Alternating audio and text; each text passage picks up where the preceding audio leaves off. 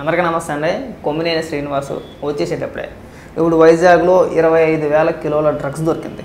దాని వెనకాతలో ఉన్నది వైసీపీ నాయకులు అని చెప్పేసి క్లియర్ కట్గా అందరికీ అర్థమైపోయింది. ఇప్పుడు దాన్ని కవర్ చేయడానికి వచ్చాడనమాట. సరే, కవర్ చేయడం పక్కన పెడితే ఇరికించేసాడు పూర్తిగా. ఒకసారి ఏం మాట్లాడుతున్నాడు చూడండి, వినిపిస్తాను. ఇక వైసీపీ వాళ్ళు ఏదో ఆటంకం దర్యాప్తు విషయంలో లేదా తనిఖీల విషయంలో ఆటంకం కలిగించపోయారనేటువంటి ప్రయత్నం చేశారని రాశారు. ఒకవేళ అట్లాంటి ప్రయత్నం జరిగితే ఎవరు సమర్థించరు, అది వేరే విషయం. అది వేరే విషయం కాదు, అదే మెయిన్ విషయం. దిక్మాలి మనం సన్నాసి, అది కాదు వేరే విషయం, అదే మెయిన్ విషయం. అక్కడ ఒకవేళ వైసీపీ పార్టీకి కానీ ప్రభుత్వానికి కానీ సంబంధం లేకపోతే మీ నాయకులు మీ అధికారులు వెళ్ళి ఎందుకు అడ్డం పడ్డారో మెయిన్ పాయింట్ అది కదా.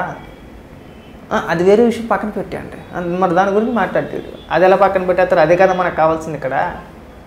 మెయిన్ మీ మెడకు చుట్టుకున్నదే అది కదా. వాస్తవానికి మీ ప్రమేయం లేకపోతే మీ నాయకులు మీ అధికారులు వెళ్ళాల్సిన అవసరమే లేదు. అక్కడ మాకు సంబంధమే లేదయ్యా, విచారణ జరిపించుకోండి, దాని వెనకాల ఎంత పెద్దవాళ్ళు ఉన్నా ఎవడున్నా కానీ తీసుకెళ్ళి అరెస్ట్ చేసుకోండి, అసలు మాకు సంబంధం లేదని చెప్పేసి అని మీ వాళ్ళు ఎవరు వెళ్ళకుండా ఉండేవాళ్ళు. అక్కడికి పంపించింది వీళ్ళే, వెళ్ళింది వీళ్ళ నాయకులే, వీళ్ళ అధికారులే. పైకి ఇక్కడికి వచ్చి ఆ విషయాన్ని పక్కన పెట్టాను. మరి ఇంకే విషయం మాట్లాడుతావు?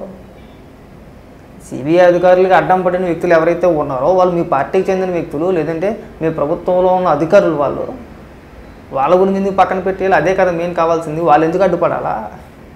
వీడు విశ్లేషకుడు, పైగా జర్నలిస్టు, సీనియర్ జర్నలిస్టు, ఆ విషయం పక్కన పెట్టేయాలంట. మీ మెడకు చుట్టుకుందే ఆ విషయంలోని. వీళ్ళకి అర్థం కావట్లా.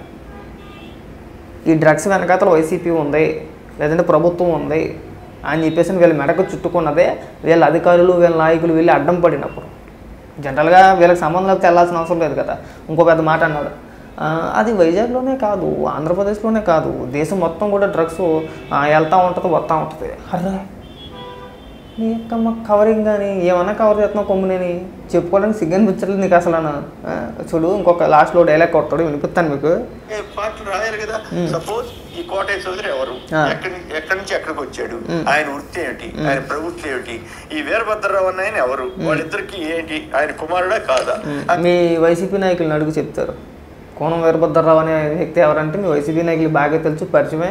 ఆల్రెడీ ఫ్లెక్సీలు గట్ట మేము చూసాం. ఆల్రెడీ పొద్దున కూడా ఒక వీడియో చేసాం దానిపైన. బాబా నీకు తెలియకపోవచ్చు కానీ మీ నాయకులకి బాగా తెలుసు. మీ నాయకులకి మీ అధినాయకుడికి మాత్రం బ్రహ్మాండంగా తెలుసు. వీరభద్రరావు తండ్రి, కోటయ్య చౌదరి ఏమో కొడుకట. సో వీళ్ళిద్దరికి ఉన్న సంబంధాలు ఏంటి? వీళ్ళు అసలు ఎక్స్పోర్ట్లోకి వాళ్ళిద్దరికి ఉన్న సంబంధాలు ఏంటి? పిచ్చి తండ్రి కొడుకులు అని చెప్పి నువ్వే చెప్తున్నావా? వచ్చారు మరి ఇవన్నీ కనుక్కుని వాస్తవాలు ఏంటో రాయాలి కదా.